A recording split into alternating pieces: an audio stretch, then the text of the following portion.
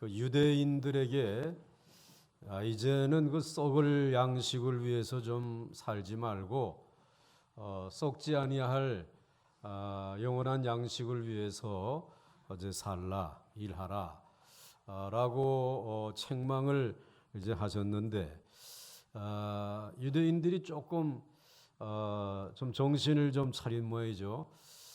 이제 우리 하나님의 일을 좀 하고 싶습니다. 하나님의 일이 무엇입니까? 그랬더니 예수님 대답하시기를 야고 뭐 이 일 저 일 하려고 하지 말고 나를 믿는 것이다. 나를 잘 믿고 말씀이 육신이 되어 이 땅에 오신 그 예수님의 그 말씀에 순종하는 것이다.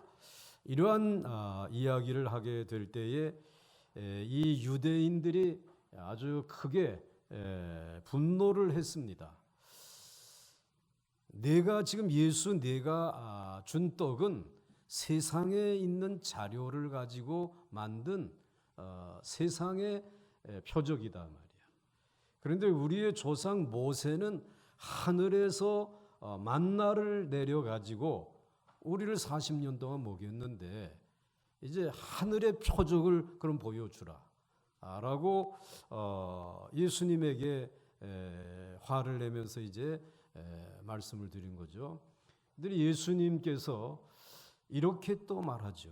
그 광야에서 너희들 조상들이 먹었던 그 떡은 물론 하늘에서 내려온 떡이긴 하지만은 먹고 나면 또 배가 고픈 떡이다.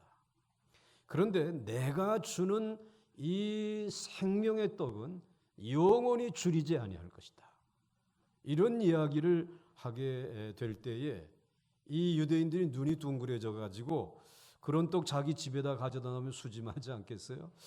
그 떡을 우리에게 달라고 요청을 이제 하게 되죠. 34절 말씀에 그들이 이르되 주여 이 떡을 항상 우리에게 주소서 이렇게 이야기를 합니다. 여기에 대해서 예수님이 첫째로 예수님 자신이 항상 있는 생명의 떡이다 라고 대답을 하시죠. 35절 말씀에 예수께서 이르시되 나는 생명의 떡이니 내게 오는 자는 결코 줄이지 아니할 터이요 나를 믿는 자는 영원히 목마르지 아니하리라. 오늘 이 하나님의 축복이라고 하는 것이 다 예수님이라고 하는 그 생명의 떡 안에 다 들어 있다라고 하는 말입니다. 그러니까 우리는 그 예수 그리스도 한 분만 믿게 되면 그 안에 있는 모든 복을 다 받게 되어지는데 거기에 대한 걸림돌이 있습니다. 그 걸림돌이라고 하는 것은 바로 이제 우리들 안에 있는 그 본성, 우리 인간이 가지고 있는 이 본성이 걸림돌이 되는 것입니다. 그러니까 우리가 하나님의 사랑을 받아들이고 그 하나님의 사랑으로 보내주신 이 생명의 떡을 우리가 이제 믿고 받아들이려고 하는 데에 가장 걸림돌이 되는 것은 우리 안에 있는 이 본성인데 우리의 본성은 이미 타락했기 때문에 하나님을 거역한단 말이지. 하나님의 말씀 앞에 순종하지 아니하는 하나님을 대적하는 이러한 본성이 있다라는 말입니다. 그렇기 때문에 이제 이 생명의 떡을 받지 못하는 거예요. 먹지 못하는 이유가 바로 거기에 있습니다. 이제 우리가 이 천국의 복, 우리 안에 완전한 이 생명의 떡이 우리 안에 들어오려고 하게 되면은 우리가 이제 수술을 받아야 돼요. 우리의 이 본성이 새로워져야 된다는 거예요. 우리의 생각과 감정과 기질까지 다 바꾸어져야 돼요. 그렇게 하려면 우리가 죽어야 한다는 말이에요. 우리가 죽는 유일한 방법은 예수님께 모든 것을 맡기고 예수님에게로 오는 길인 줄 믿으시기를 바랍니다. 예수님은 그러한 자들에게 이렇게 약속을 하셨어요. 35절 하반절 말씀에 보게 되면 내게 오는 자는 결코 줄이지 아니할 터이요 나를 믿는 자는 영원히 목마르지 아니하리라 라고 말씀하셨어요. 오늘 여기에서 예수님께서 이제 참 영원히 너희들이 줄이지 아니할 것이다. 배고프지 않다는 말이죠. 그런데 그 다음에 이야기가 나를 믿는 자는 36절 하반절 말씀에 보게 되면은 나를 믿는 자는 영원히 목마르지 아니하리라 라고 말씀하고 있어요. 여러분들 떡을 배부르게 먹게 되면은 목이 말라요, 목이 마르지 않아요? 목이 마르지. 누구나 다 그래서 이제 이 떡을 먹으면 목이 더 마를 수 있는데 왜? 먹는 것과 마시는 것은 다르기 때문에 그렇습니다. 그런데 예수님은 이 내게 나와서 이 생명의 떡을 먹게 되면 배도 부르지만은 목도 마르지 않을 것이다라는 거예요. 영원히 목마르지 아니할 것이다 라고 오늘 말씀을 해 주시고 있습니다. 이것은 오늘 무엇을 의미하느냐 하면은 이 배고픔 그리고 이 목마름이라고 하는 것이 어떤 단순한 육체적인 배고픔이나 육체적인 목마름을 이야기하는 것이 아니라는 것입니다. 여기에서 배고프다라고 하는 것은 우리 인간의 삶 속에 무엇인가 결핍되어져 있는 것. 우리의 인생에 무엇인가 이게 정말 내게 중요한 이 결핍이 있다. 그래서 아주 좀 비참하게 느껴지는 것. 이게 이제 배고픔이라는 것이. 그 다음에 오늘 여기서 말씀하고 있는 목마름이라고 하는, 예수님이 말씀하시는 이 목마름이라고 하는 것은 무엇인가를 갈망하는 것. 우리 인간은 끊임없이 갈증이 있듯이 그런 물을 마셔야 되는 것처럼 인생의 삶 속에 무언가 갈망하는 것들이 끊임없이 있다라는 것이에요. 그런데 이 세상에서는 줄인 배를 채우기 위해서 뭔가 먹어야 되고 또 이 목마름을 해결하기 위해서 뭔가 마셔야 되는데 오늘 이 줄임과 목마름, 무언가 인생에 있어서의 결핍과 인생에서의 이 갈증을 해결할 수 있는 유일한 분이 생명의 떡이신 누구시라? 예수 그리스도라는 거예요. 예수 그리스도를 믿고 그 예수 그리스도가 생명의 떡이라고 하는 사실을 믿고 그분을 받아들이게 되면 우리의 인생의 삶의 노정에서 느끼게 되는 여러 가지 인생의 결핍과 그 비참함 그리고 인생의 수많은 그 갈증들이 해결되어진다는 것이에요. 예수 그리스도에게 그러한 엄청난 은혜와 복이 있다는 것이에요. 우리 안에 하나님의 말씀을 사랑하고 순종하는 마음이 있을 때 예수 그리스도를 믿고 그래서 하나님의 말씀 앞에 순종할 때 하나님이 결핍된 것도 채워주시고 우리의 갈망도 채워주신다는 것이 사실 너무나도 목이 마른 때에는 아무리 물을 마셔서 이제 마셔서 갈증이 없어지지 않습니다.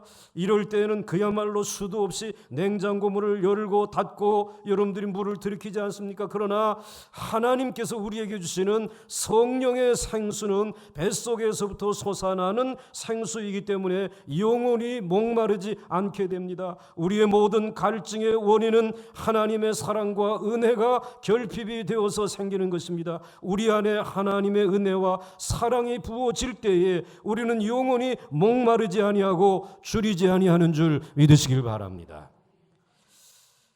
우리가 예수를 믿으면 어떻게 되는가?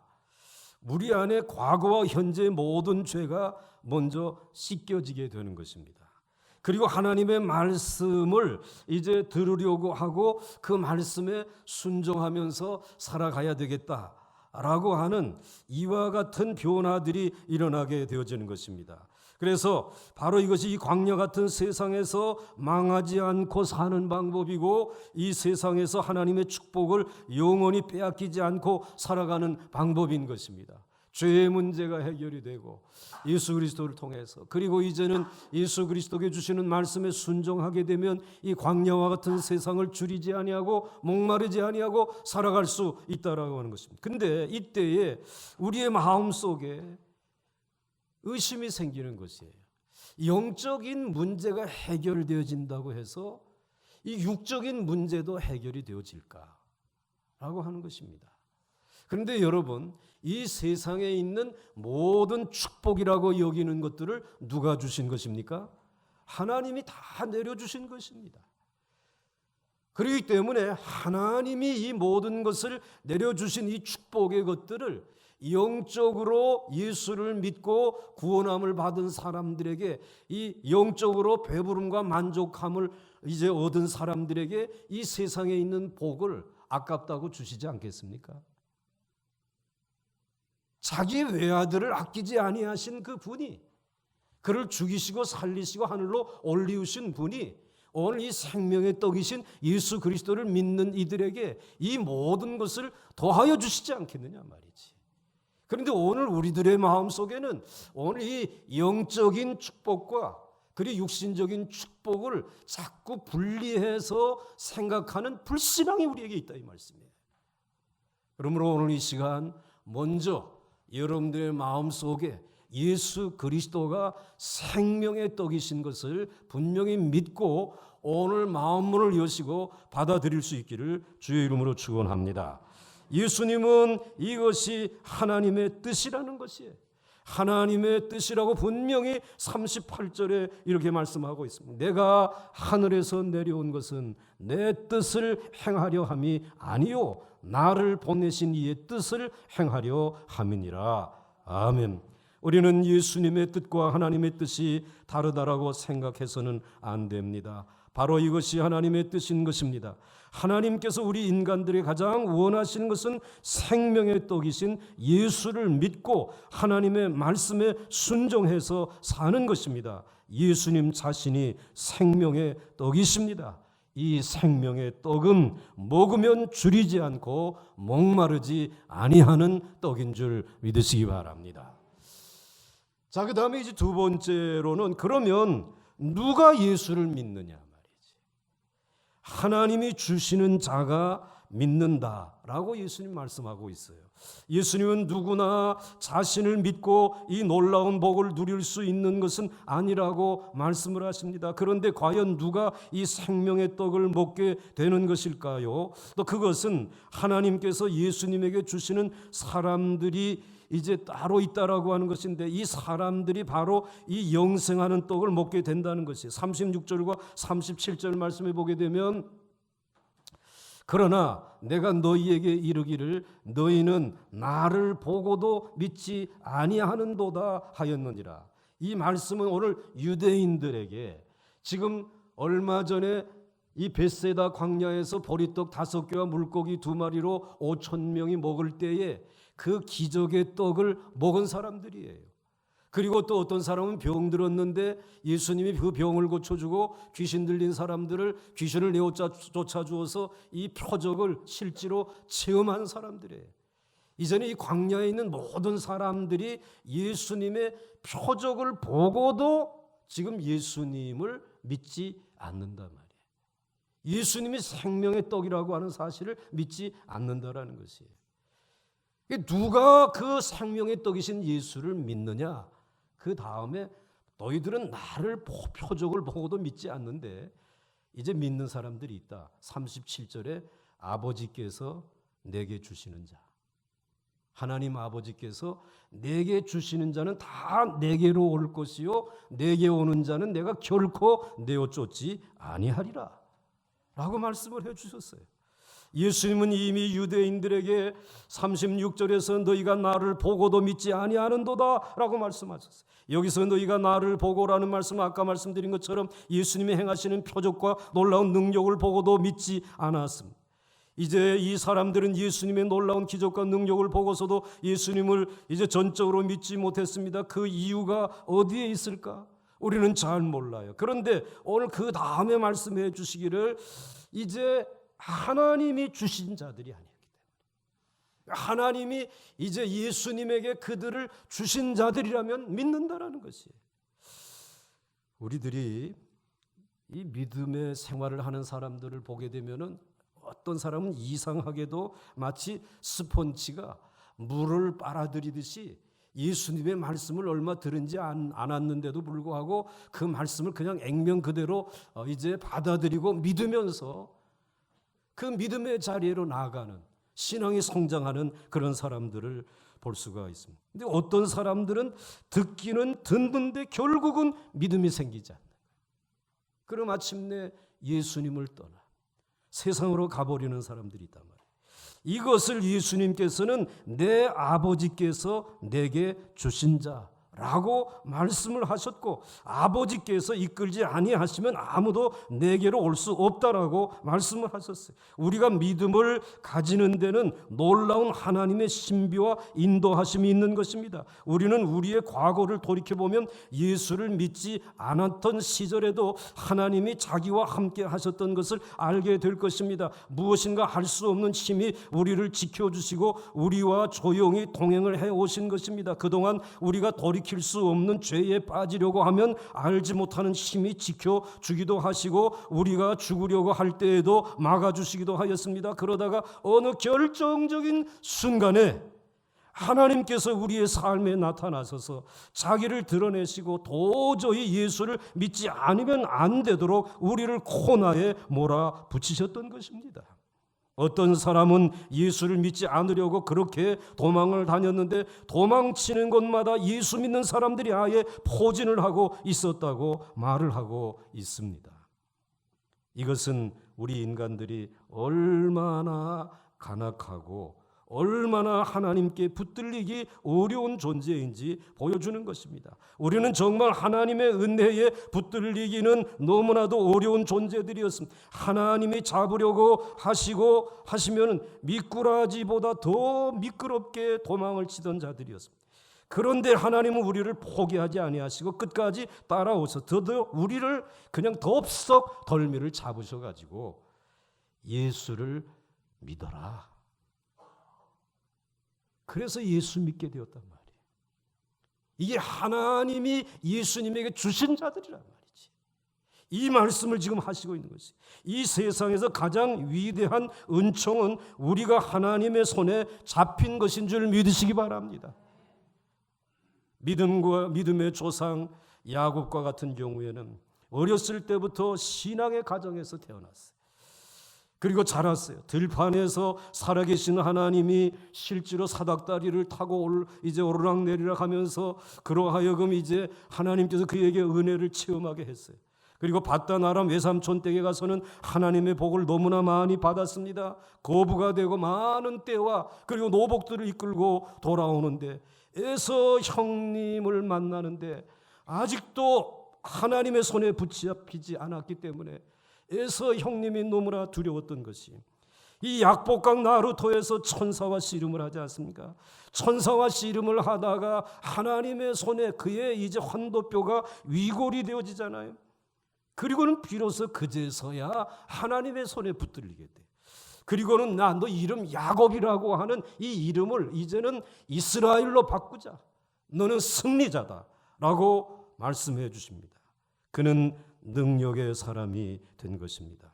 이 세상에서 가장 행복한 사람은 하나님의 손에 잡혀서 꼼짝달싹 못하고 믿음으로 사는 사람들입니다. 아멘이 적잖아요, 여러분들. 이 세상에서 가장 행복한 사람은 하나님의 손에 잡혀서 꼼짝달싹 못하고 믿음으로 사는 사람인 줄 믿으시기 바랍니다. 유대인들은 예수님의 말씀을 듣고 수군거렸습니다. 41절과 42절에 자기가 하늘에서 내려온 떡이라고 하심으로 유대인들이 예수에 대하여 수군거려 이르되 이는 요셉의 아들 예수가 아니냐, 그 부모를 우리가 아는데 자기가 지금 어찌하여 하늘에서 내려왔다 하느냐. 유대인들은 아직 하나님의 손에 붙잡히지 않은 자유로운 상태에 있었습니다. 그러니까 예수에 대해서 수근거리면서 믿지 않았습니다. 어떤 의미에서는 이것이 오히려 정상적일 수 있습니다. 정상적으로는 이 세상에서 예수 믿을 사람은 아무도 없습니다. 인간은 모두 자신이 하나님보다 더 똑똑해, 자신이 하나님보다 더 잘났어. 어떻게 예수를 믿을 수 있겠습니까? 그러나 이 세상에 단 한 명이라도 예수 믿는 사람이 생기는 것은 하나님이 행하시는 가장 놀라운 기적 중에 기적인 줄 믿으시기 바랍니다. 43절과 44절, 45절에 예수께서 대답하여 이르시되 너희는 서로 수군거리지 말라. 나를 보내신 아버지께서 이끌지 아니하시면 아무도 내게로 올 수 없으니 이는 그를 내가 마지막 날에 다시 살리리라. 선지자의 글에 그들이 다 하나님의 가르치심을 받으리라 기록되었은즉 아버지께 듣고 배운 사람마다 내게로 오느니라. 오늘 이 44절, 나를 보내신 아버지께서 저와 여러분들을 이끌어 주셨기 때문에 오늘 이 시간 예수 믿고 생명의 떡이신 그분이 예수 그리스도라고 하는 사실을 우리가 믿고 오늘 구원받은 줄 믿으시길 바랍니다. 주님이 이끌어 주시지 않았으면 아무도 이 자리에 있을 수 없다라고 하는 말씀. 사랑하는 성도 여러분, 예수 믿는 자는 전부 하나님께서 특별히 붙잡아서 데리고 온 사람들입니다. 이제 우리는 다른 데 도망갈 곳이 없는 사람들입니다.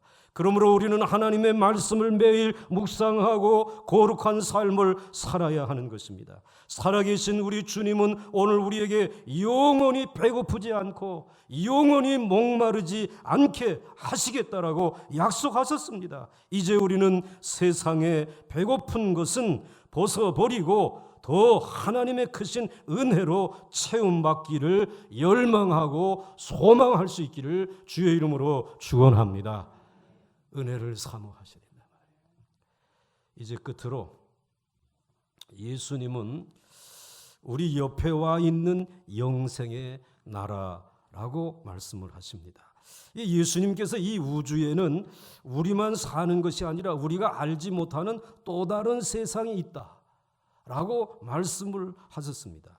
그 세상의 특징은 바로 영원히 사는 세상입니다. 47절로부터 49절에 진실로 굉장히 중요하다는 이야기이죠. 이제 예수님이 생명의 떡이다. 그리고 이제는 누가 믿느냐?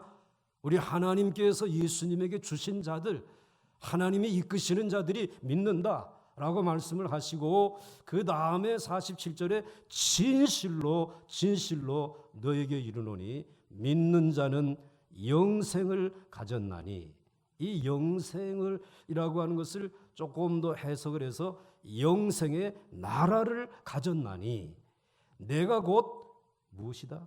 생명의 떡이니라. 너희 조상들은 광야에서 즉 이 세상에서 만나를 먹었어도 죽었거니와. 이 짧은 석절 말씀 가운데 오늘 예수님께서는 우리들이 살아가는 세상에 두 개의 세상이 있다. 하나는 보이지 않는 이 영생의 나라가 있다라고 하는 것입니다. 그리고 다른 하나는 이 이스라엘 백성들이 광야에서 40년 동안 살았던 그 세상이라고 하는 세상의 나라가 있다라고 하는 것입니다. 이 두 개의 세상이 있음을 오늘 말씀을 해 주시고 있는 것입니다.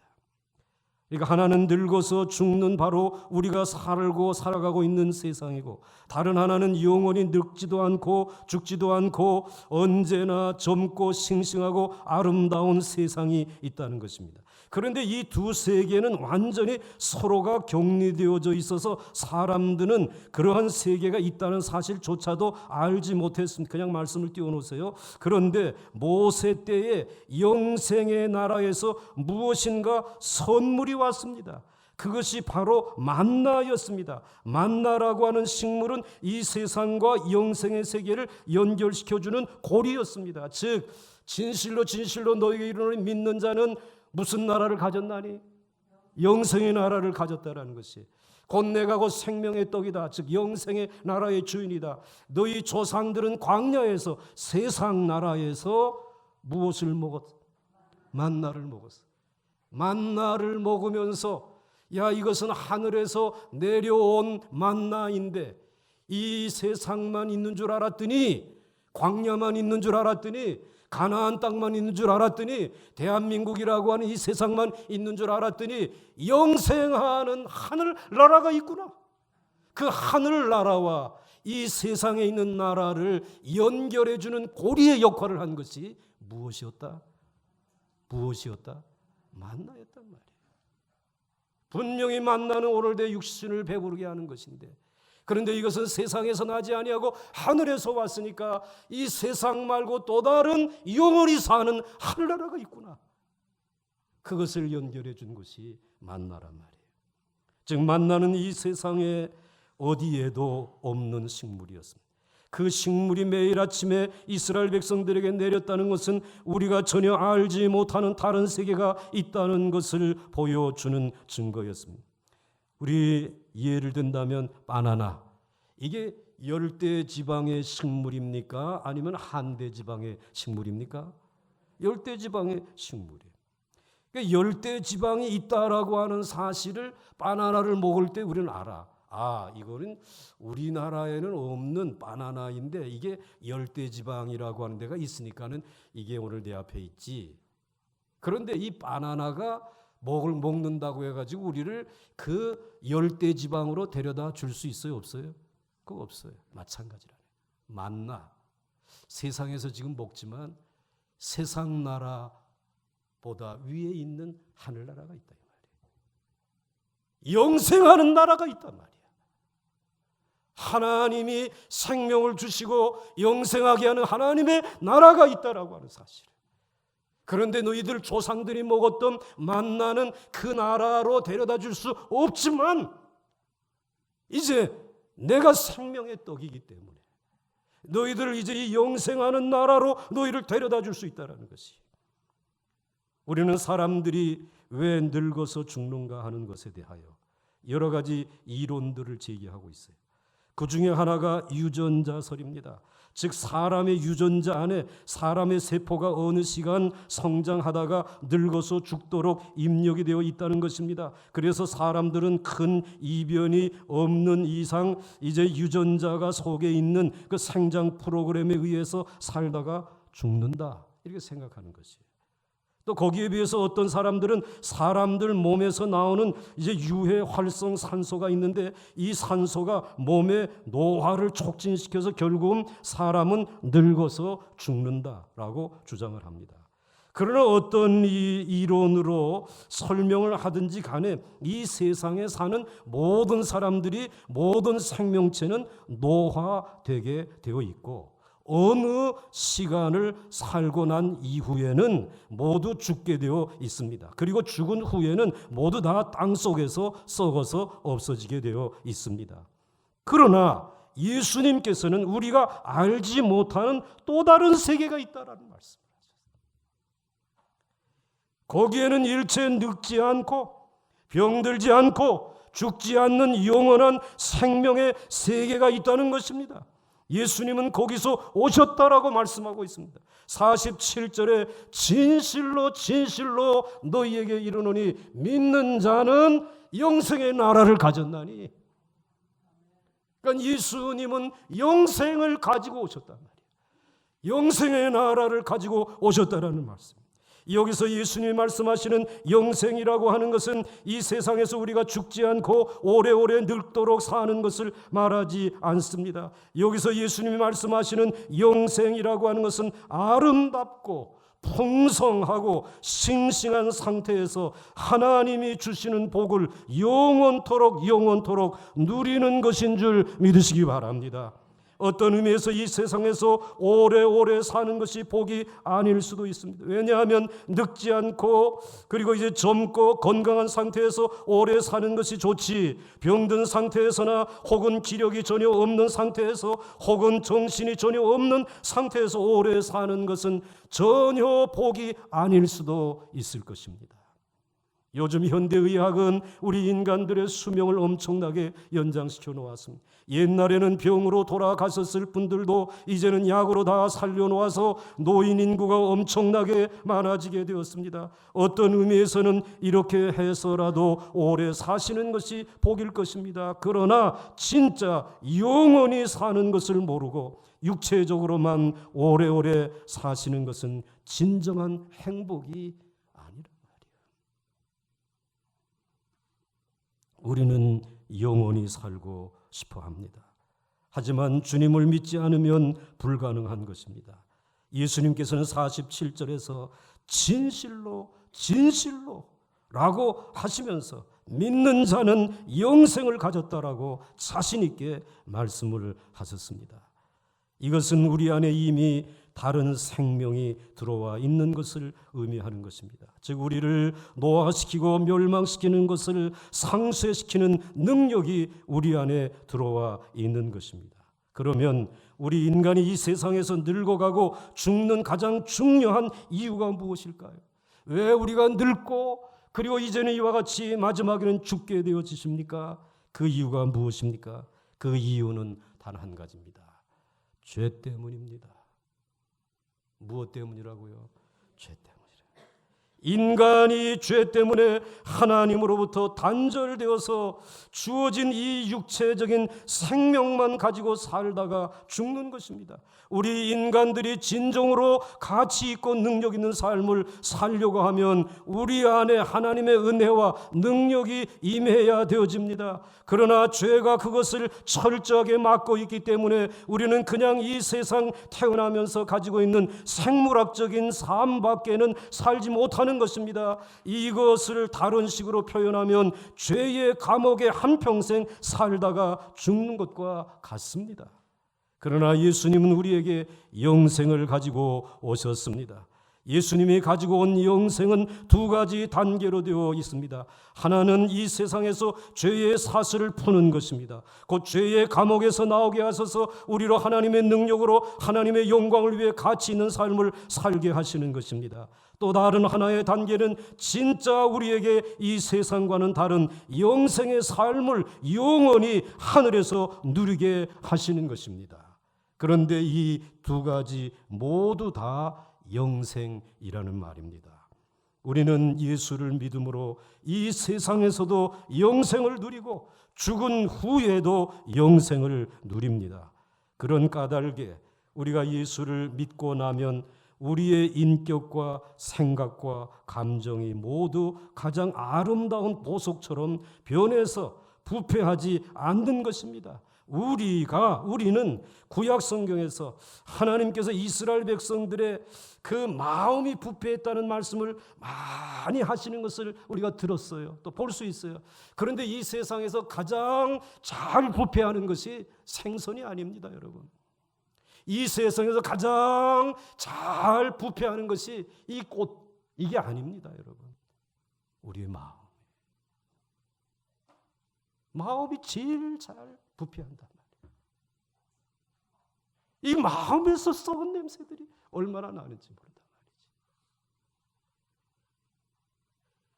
모든 것이 부패하지만 가장 잘 부패하는 것이 인간의 생각이고 마음이라는 것이.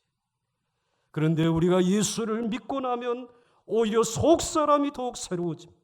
우리의 생각이 더 신선해지고 우리의 감정이 더 새로워지고 아름다워지는 것입니다.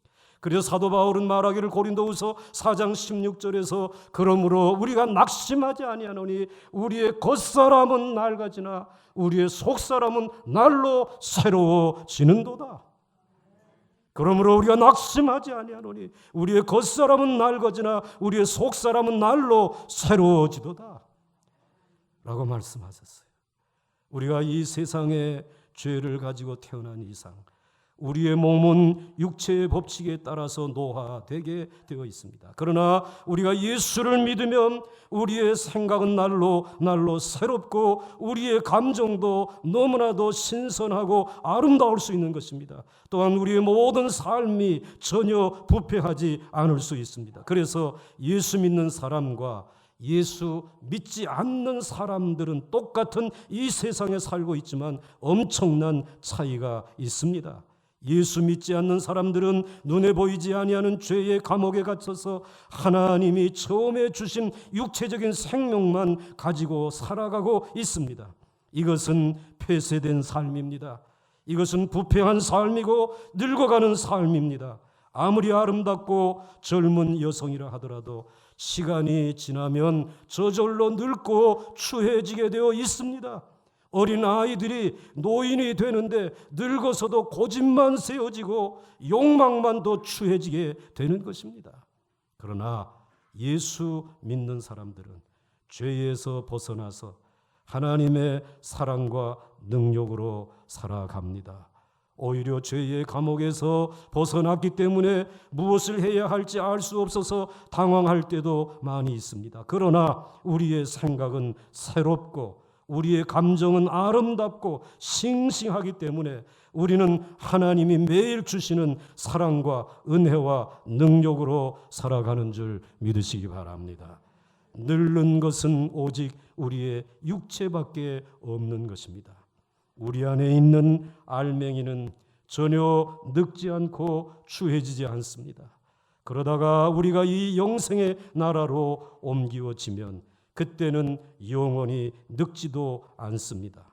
우리는 다시 한번 멋진 인생을 살게 되는데 그때는 영원한 젊음을 가지고 영원히 아름다운 마음과 아름다운 감정을 가지고 최고로 축복된 삶을 살게 됩니다. 이것이 우리 옆에 기다리고 있는 것입니다.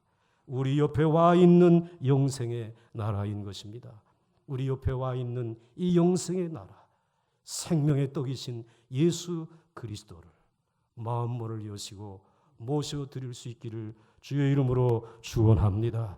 축원합니다. 여러분 가운데 저를 비롯해 모든 분들이 너무나 이 연세가 들어가면서 너무너무 힘들어. 이 건강 하나를 유지해 가는 것이, 우리 얼굴의 이 모습 하나 유지해 가는 것이, 우리에게 주신 이 정신줄을 마지막까지 놓지 않고 살아가기가 너무 힘들어. 어떤 분은 앞이 잘 안 보이고, 어떤 분은 걸음걸이가 흔들리고, 어떤 분들은 몸에서 냄새가 나고, 그래서 어떤 요양시설에 가서 이제 격리된 삶을 살아가는 우리의 육체. 그러나 여러분, 이것이 다가 아니라는 것입니다. 우리 안에 생명의 떡이신 예수 그리스도께서 영생의 나라를 가지고 우리에게 찾아오셨어요. 이제 우리에게는 이 육신의 장막이 무너지는 날, 우리는 저 영원한 하나님의 나라, 너희는 마음에 근심하지 말라. 하나님을 믿으니 또 나를 믿으라. 내 아버지 집에 거할 곳이 많도다. 내가 너희를 위하여 처소를 예비하러 가노니 처소를 예비하면 너희에게로 다시 와서 너희로 나 있는 곳에 있게 하리라고 약속하신 그 예수 그리스도, 그 생명의 떡이신 예수 그리스도를 마음에 모시고 여러분이 믿는 동안 아름다운 생각과 감정과 그리고 의지를 가지고 하나님의 일을 감당해 나갈 수 있는 우리 모두가 될 수 있기를 주의 이름으로 축원합니다. 축원합니다.